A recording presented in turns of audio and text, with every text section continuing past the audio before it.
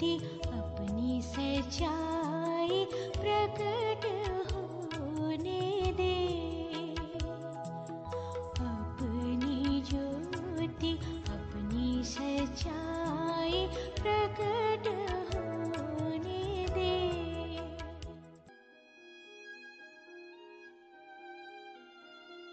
परमेश्वर के रहस्य बाटिए भाई भक्त सिंह के द्वारा।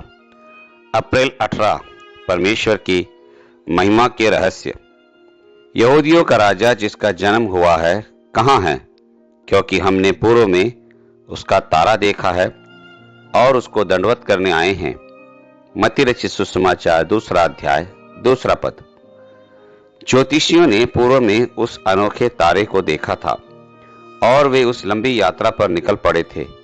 शायद उनकी यात्रा के पूरे होने में 2 साल का समय लग गया था। हालांकि वे प्रभु यीशु मसीह को पहले से नहीं जानते थे, फिर भी वे उसके लिए एक कीमत चुकाने को तैयार थे। जब वे घर में पहुंचे तो उन्होंने नन्हे बालक और उसकी माता मरियम को देखा और भूमि पर गिरकर उसकी आराधना की और फिर उन्होंने उसे सोना, लोबान और गंधरस की भेंट चढ़ाई।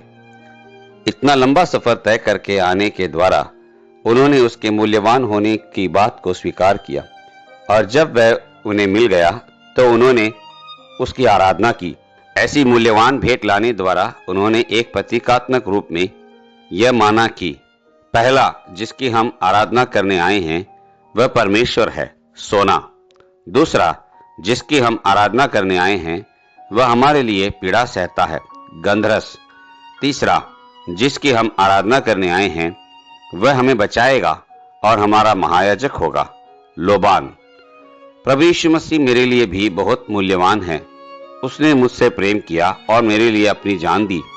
मैं उसके सन्मुख अपना प्रेम प्रकट करने के लिए कोई भी कीमत चुकाने के लिए तैयार हूँ। मैं यह कह सकता हूँ कि मैं उससे अपने पिता, माता, भाई, बहन, पत्नी, बच्चे या किसी से भी ज्यादा प्रेम करता हूँ, लेकिन वह प्रेम एक सच्चे हृदय में से आना चाहिए। हम एक सभा में यह कह सकते हैं, हे प्रभु, मैं तुझसे प्रेम करता हूं, लेकिन जब उसकी कीमत चुकाने का समय आता है तो हम पीछे हट जाते हैं। हम बार बार उसका इनकार करते हैं। हम कितनी बार उसे शोकित करते हैं।